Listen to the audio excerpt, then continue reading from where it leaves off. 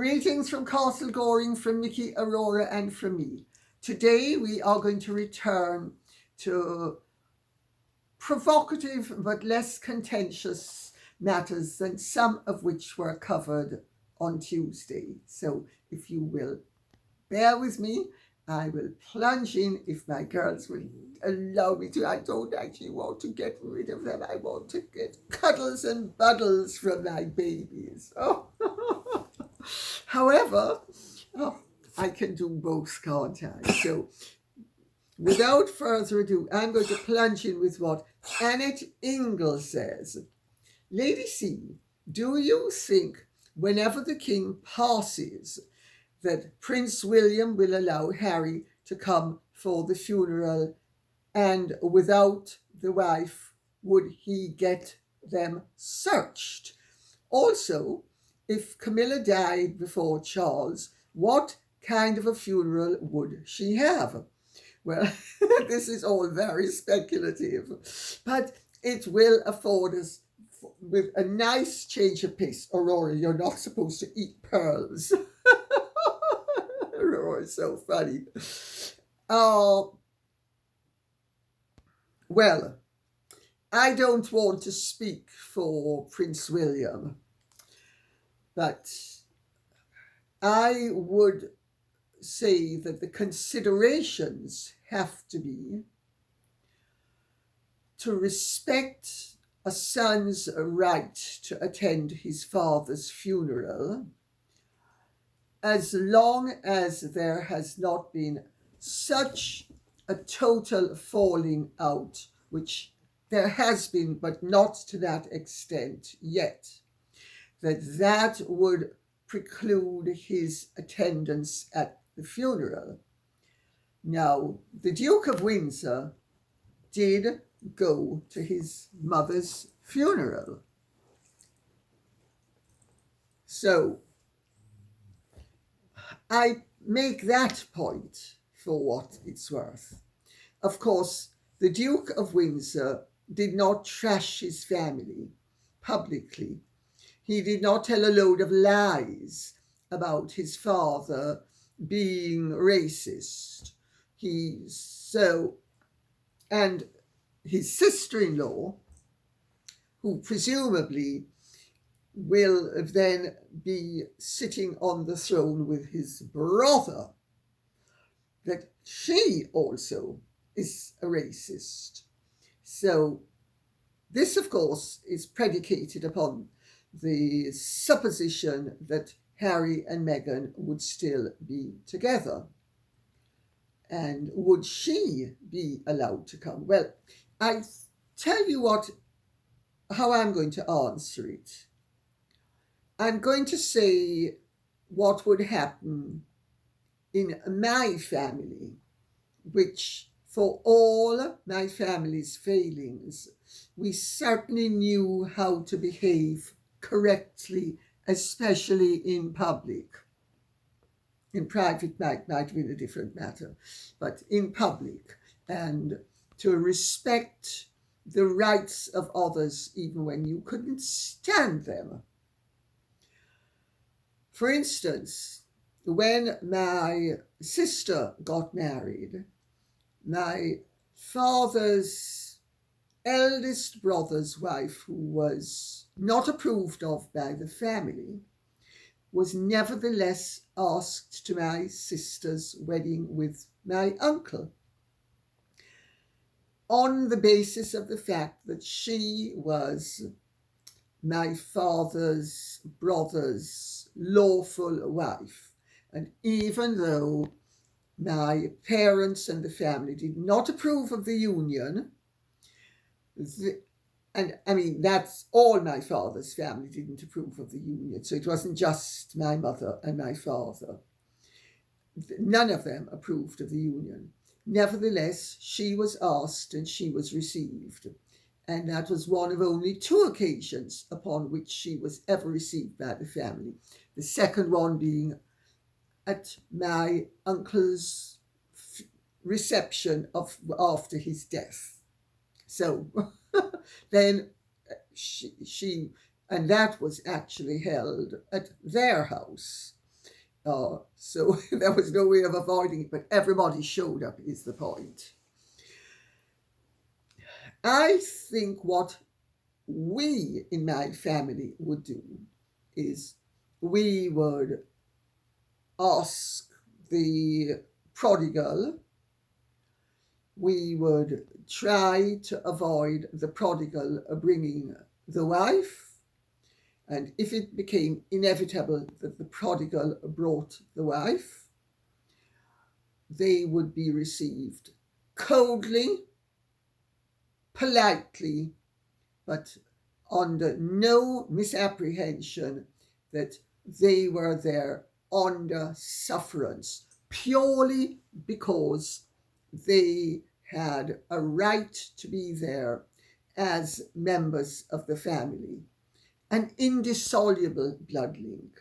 Of course, if things go much more awry than they have been now, and say Harry and Meghan were in total disgrace, which they're not yet, it might be a different matter. Now, as for Camilla's funeral, Camilla, if she should die before the king, she would be given a small funeral and very dignified, full royal honours. I do not think she would be given a state funeral. I think she would be given a funeral that was semi-private. But you never know. Charles could take the view that she should go out with all the bells and whistles. And then she would go out with all the bells and whistles. But I don't think that's what she would want. I think she would want to be honoured as his wife and as the queen, but without all of the palaver. And let me see if I've answered the whole of the question. Would William get Harry and Meghan searched? No, that's undignified. I mean, people need to conduct themselves with dignity. Even when you can't abide someone, there is a dignified way of going about things. And I really don't think that William would ever stoop to be so really undignified. Alice says, maybe Meghan doesn't understand that Lily's hair requires a different treatment than hers. More washing and a lot of combing and brushing are required when a person has hair the texture of Lily's. Meghan has no concept of ironing clothing either. She thinks that...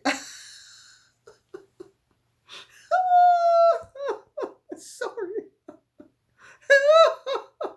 She thinks the iron is for straightening hair. Oh, goodness, some of you are just so funny. However, the nanny should know as... Sorry. As ever, no excuse. I just love it. Oh, thank you so much. I just love that. It's just so funny. Well,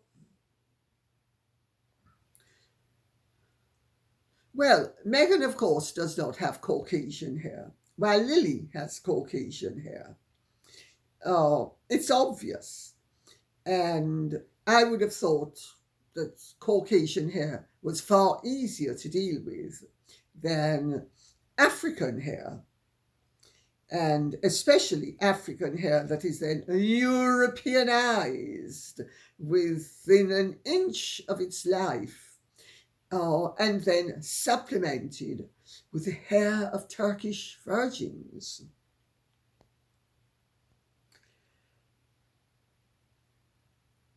Maybe Meghan doesn't care. Maybe she really doesn't care. I mean,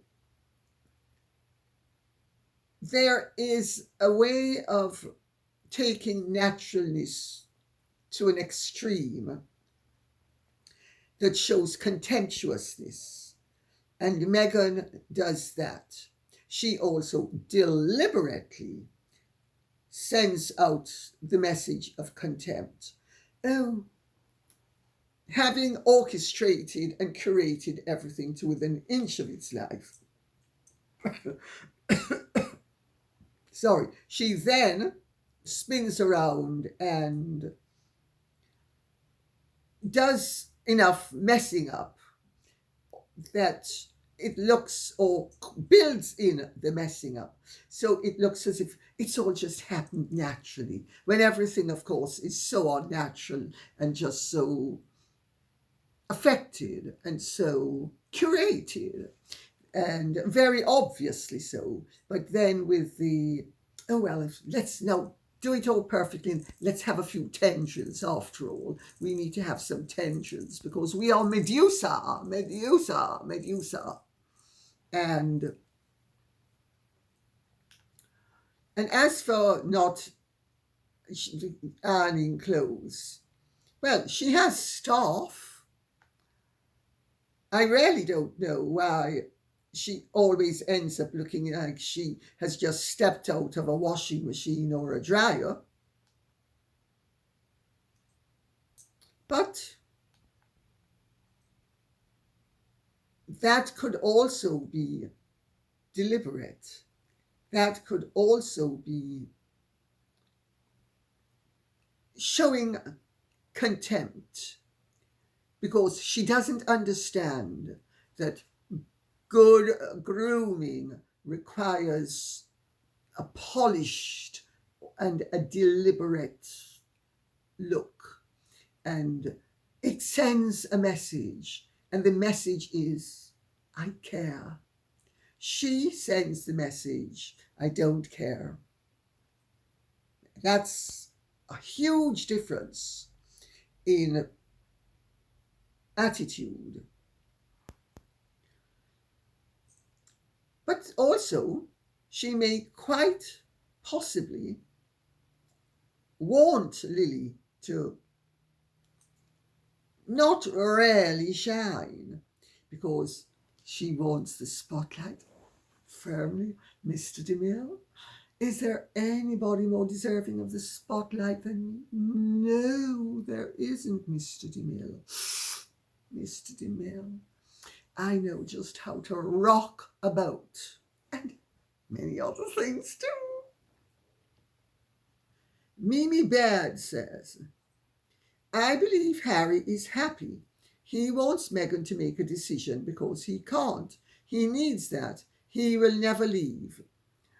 Mimi Baird, Harry is not happy. Harry is gratified to have the ability to wallow in his misery. That's not the same as being happy. But it is a form of gratification. And so it is a form of fulfillment. You could actually say that, and this is a really extreme example, but it gets the point across, that Ted Bundy was never happier than when he was doing what he ended up being wafted away for. Self-gratification, or just gratification. Why do you think people are destructive? Why do you think people enjoy wallowing in their failings? Because it's gratifying. Harry is also not a proactive person. He is basically lazy, according to people who know him well. He's very good at performing, the seal jumping through the hoops in this arena of the circus. But then the rest of the time, the seal is eating sardines or whatever seals eat. And certainly with Harry, it's Doria, superb weed.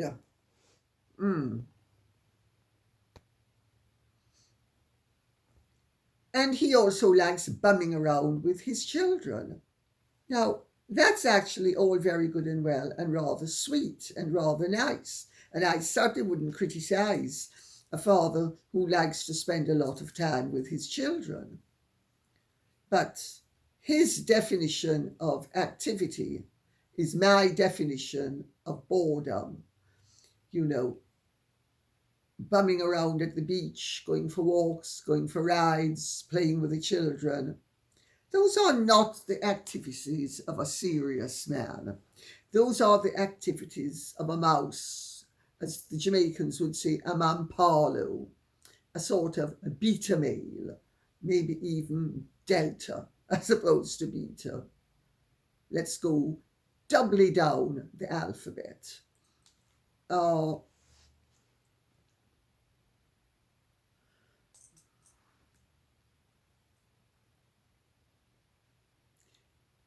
Yeah, he is in many ways the woman in that relationship, and Meghan is in many ways the man. To put it in more conventional psychological terms, he fulfills the feminine role and she fulfills the masculine role.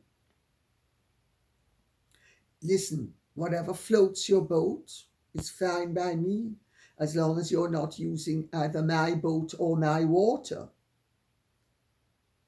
So if he wants to be a mampalo and she wants to be the dominatrix, if it works for them, fine. But the thing is, it doesn't really work for them on many levels, does it? Shirley Bertin says, or Bertin, I'm not sure which the pronunciation is. He's defending the woman he loves and he doesn't want her to go through what his mother did. Shirley Bertrand or Bertin, very sweet of you to think that. I'm afraid the reality does not accord with any such vision. He may believe he is defending the woman he loves because he doesn't want her to go through what his mother did. But there are no parallels in reality between Meghan's circumstances and Diana's. Meghan has a husband who is pathetically devoted. Diana had a husband who withdrew from her, notwithstanding the fact that both Meghan and Diana were very dominant and both of them had accommodating husbands who were prepared to do, well, to go almost to the ends of the earth to accommodate the demands of their wives, no matter how unreasonable those demands were, except Charles drew away before he approached the precipice. Harry has gone hurtling over it. So there is no similarity there. Where is there a similarity that Meghan would be going through what Diana went through? Is Meghan going to be sleeping with a ton of men to get satisfaction and the fulfillment of her romantic ideals? I thought she was at great pains to tell us that she already had those fulfilled with age. Remember, they are the great love story. So where is the parallel there? He doesn't want her to go through what his mother did. His mother used to ring up the press. His mother was forever orchestrating the publicity that she then complained about. Meghan does the same. In both instances, the two women were responsible or are responsible for inviting in the press, because both Diana and Meghan are fame junkies. So he doesn't want Meghan to go through that. Well, he should put some caps on her dialing fingers so she can't phone and tip people off.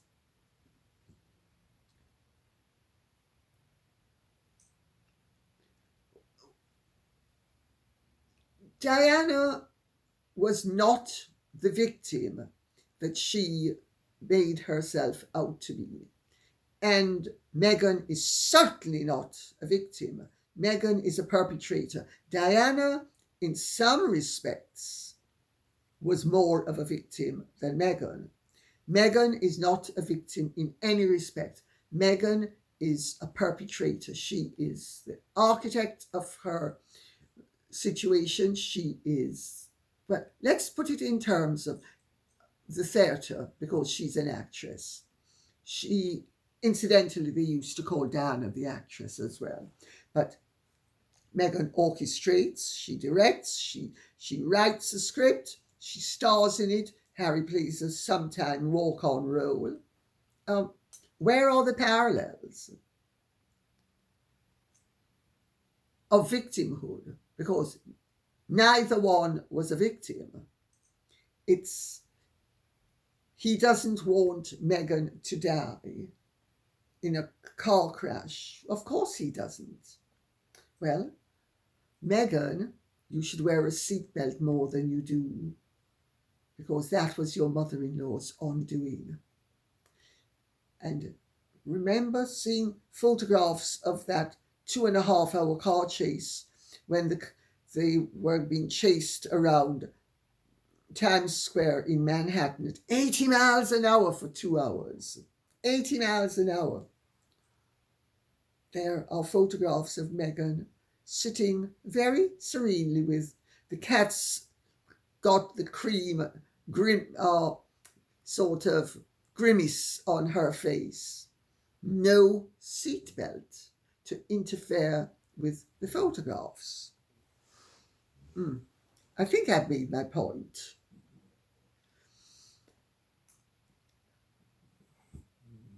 Meghan is no victim, and Diana was far less a victim than she made herself out to be. Let's leave it at that. Mandy Ward says, surely he must be disappointed with himself, as he now sees Markle is known because of her scheming to marry him. How he's been Markled, but not divorced by her as yet. His behaviour shows it. Just a shame he has not got the courage to walk away. I think, Mandy Ward, what you don't understand is how conflicted most people are when they are involved in a narcissistic relationship. There is a tremendous element of befuddlement and confusion, and Meghan is very adept at dropping new bombs. So just as you're about to figure out what happened with that bomb, another gets dropped and you're distracted. And if it happens with us, the public, can you imagine how much more it happens in private with him? Just think of it like that. My understanding is that, in fact, he is not as fully paid up in believing that Meghan is the wonderment that he thought she was at first. But she has reeled him back in. I was the first person who said it.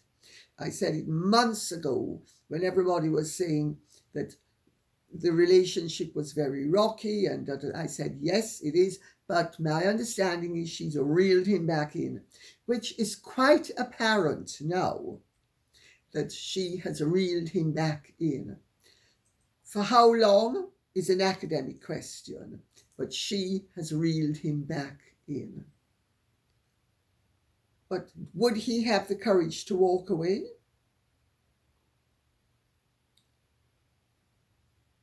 You know, weak people can be extraordinarily obstinate.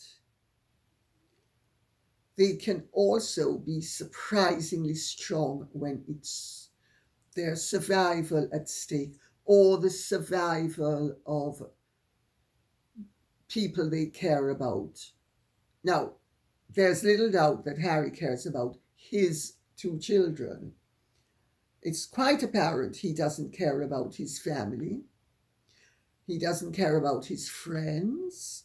Oh, he would like to have the benefit of them, like a greedy baby grabbing at candy from the jar as and when it wants its fix of sweetness, but otherwise not interested. So it's not that he rarely loves his family or his friends, because if he did, he would not have behaved the way he did. He would have pulled himself back from the precipice instead of sailing over it the way he did. I mean, I'll use my father as an example.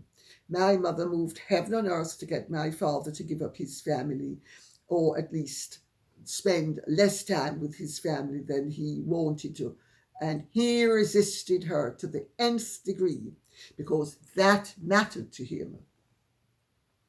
It didn't matter to Harry, so Harry was able to cast his family aside. Equally, my father allowed my mother to ride roughshod over 3 of his 4 children, and used to say to us, whether your mother is wrong or right, she is right. In other words, suck salt and accept the fact that you are being victimized, and I, your father, am too pathetic and too selfish to actually protect you. On the other hand, with my little sister or himself, then he went into full protection mode. So it depends on the personality. I think Harry's trigger might well be those 2 children, but that's speculative. But he's not going to walk away while she is endowing him with her largesse. And he's not going to walk away as long as she has the whip hand, and she does, and she wields that whip. And she also wields the charm, and she wields I'm so vulnerable, H.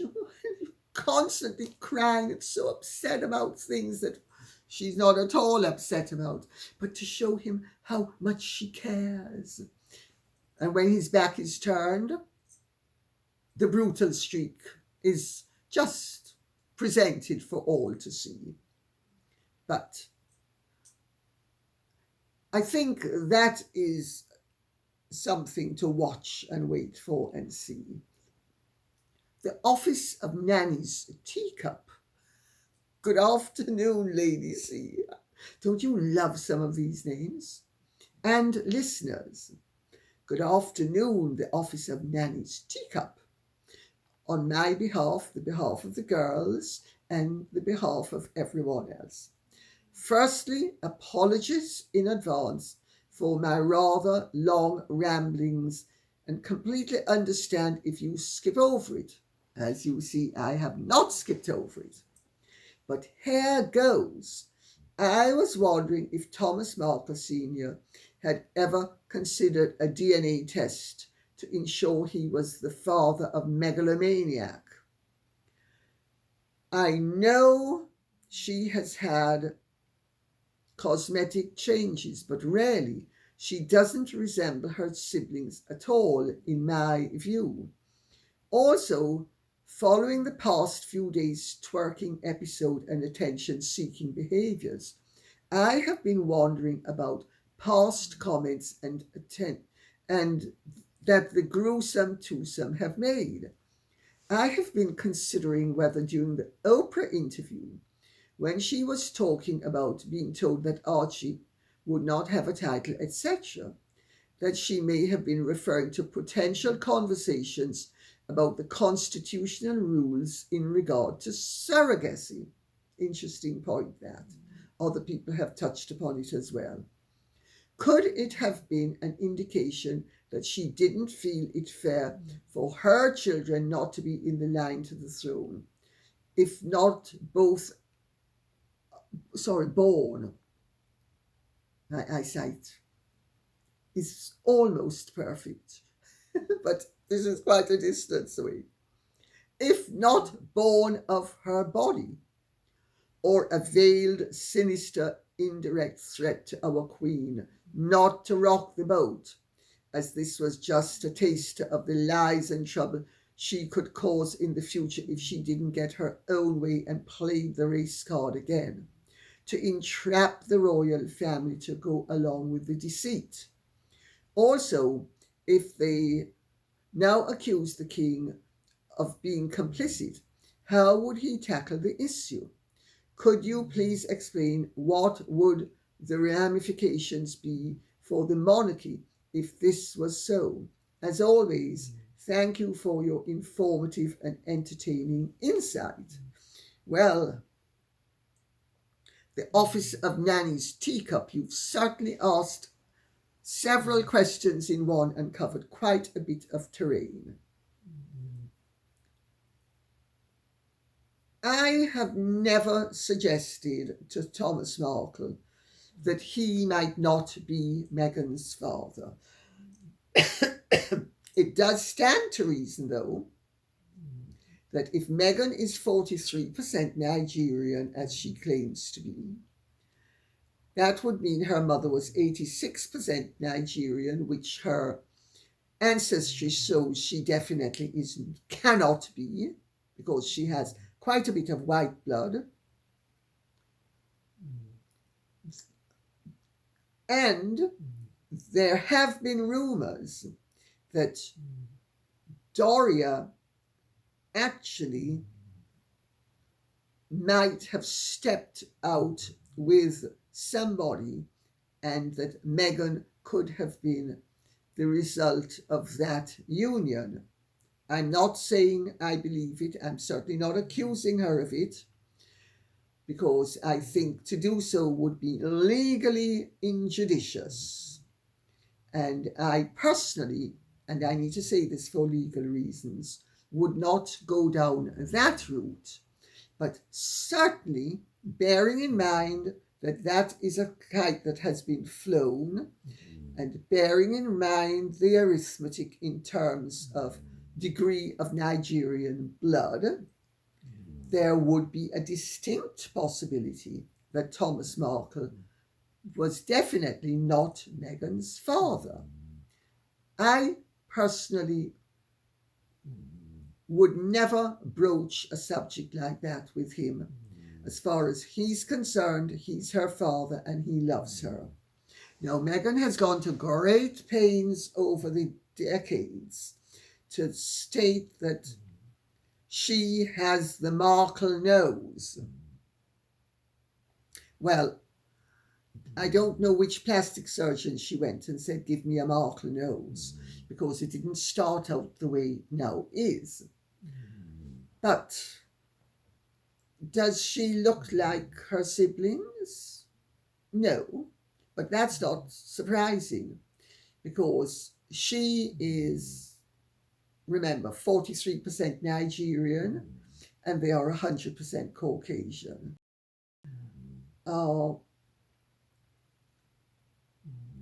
Would Thomas Markle consider taking a DNA test?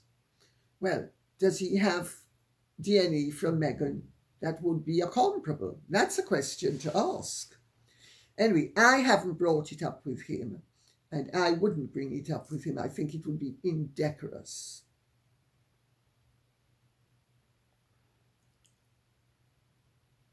Now, let's see what else I need to answer. During the Oprah interview, there is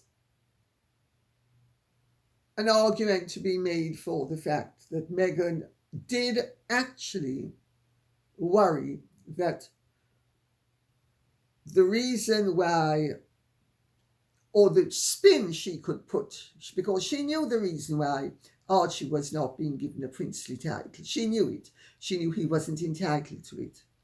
But what the message she was giving was that she expected it, because she was a proud, confident woman of colour and star of suits, and she felt that her son was entitled to it and deserved it, whether he was entitled to it or not. Now, if you can follow that logic, you can follow the logic of any crazy person who is so self-indulgent and so spoiled that they expect everybody to bend every rule to accommodate them.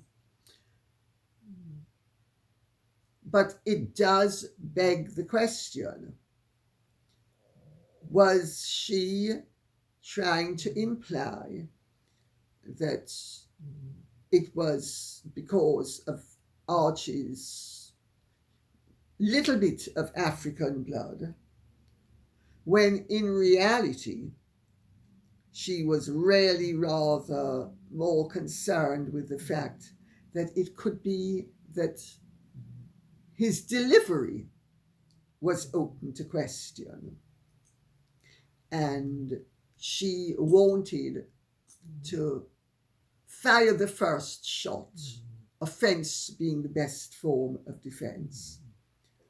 And you think that she would, if it emerged that Archie's delivery had not been via Meghan but elsewhere, that she would somehow obfuscate, and all of a sudden the blame would be the royal families. Is the Pope Catholic?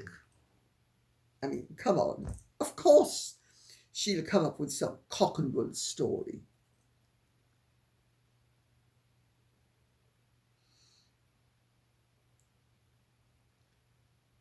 Would she be able to accuse the king of being complicit? Well, you can accuse anybody of anything. People do it all the time. Meghan has done it repeatedly. She's already accused the king of being racist.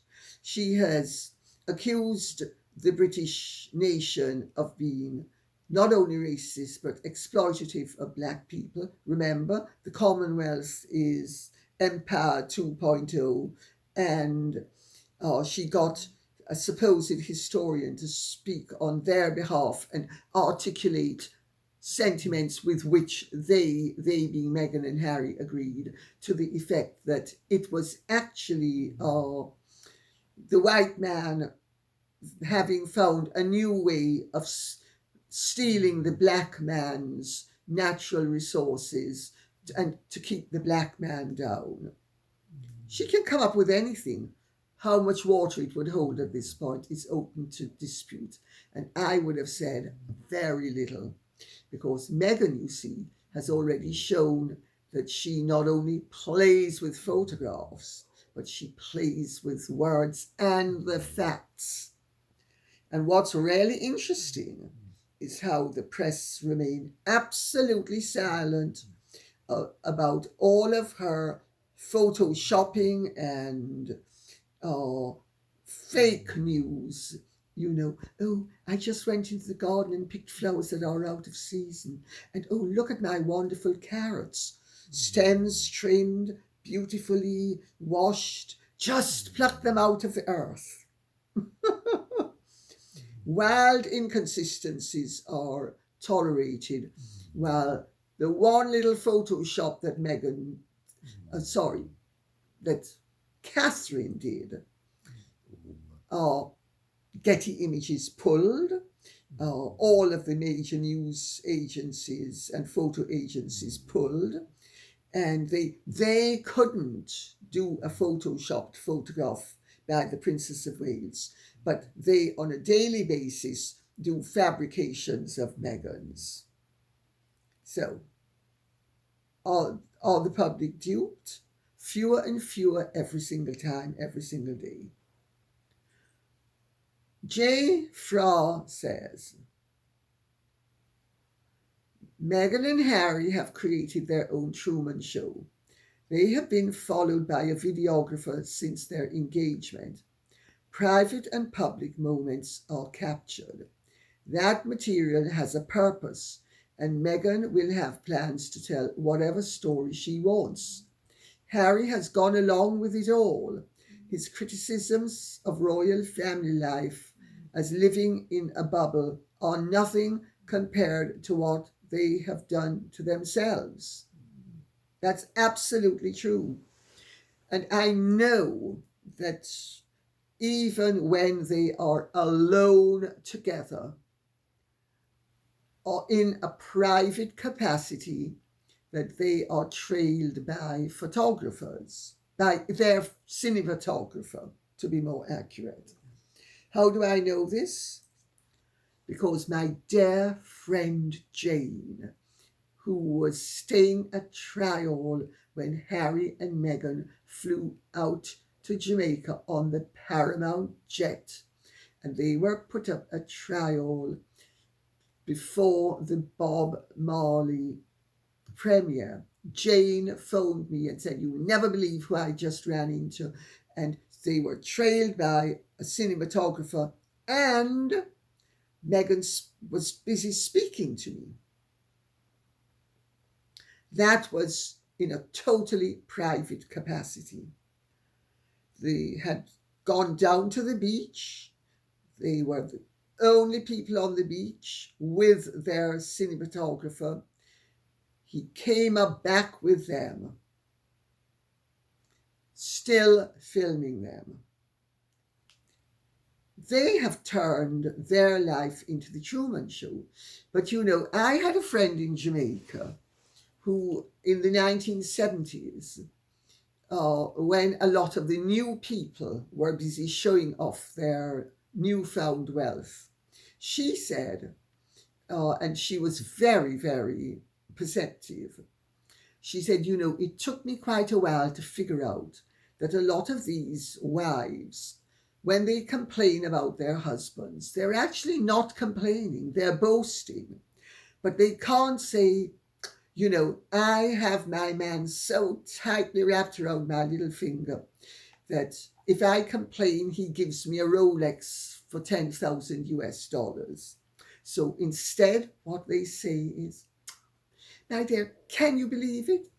My husband, he's working so hard, and he knows that I love him so much, and that I am so dissatisfied with being ignored, that he bought me this $10,000 gold diamond studded Rolex, and he sent me to New York with $50,000 that he snuck out of the country in defiance of exchange control laws. And am I not so unhappy? Am I not so unlucky?" Meghan and Harry have a version of the same thing. They complain, but really what they're saying is, "Look at me, look at me, look at me. I want you to look at me. I am absorbed with my life and myself, and I am absorbed with my partner and with my show. And you need to be absorbed with it as well." But they can't put it like that. So they say, "Well, we need to warn you that you're not allowed to travel because you're going to damage the ecology and you're going to damage the environment. No, you mustn't travel." But I'm coming halfway across the world to give you this message in a private jet. But that's because I'm so special and I'm so important, and you're not important. That's the subtext. Then they also say, "Oh, I wish everybody would just speak the truth about me," as they tell lie after lie and get called out for telling the lies. Well, people are speaking the truth about them, but They can't acknowledge that. It is a very sick game that very egotistical people play. But it is a great way of keeping the focus of attention upon themselves. There are lessons to be learned in all of this. And on that note, I'm going to say thank you very much for listening. I hope this has been of some interest to you. If it has, please keep the questions and comments coming in so I will know what you would like us to be speaking about. And it can be on anything. Even what I was saying the other day I didn't want questions on. You can ask questions. I was just, there are certain subjects I'd sooner not get bogged down in. But on anything, even the subjects that were covered on Tuesday. Okay? Thank you so much. Godspeed. And if you have truly enjoyed this, would you care to like, share, subscribe, press the notification bell, and take good care. Bye-bye.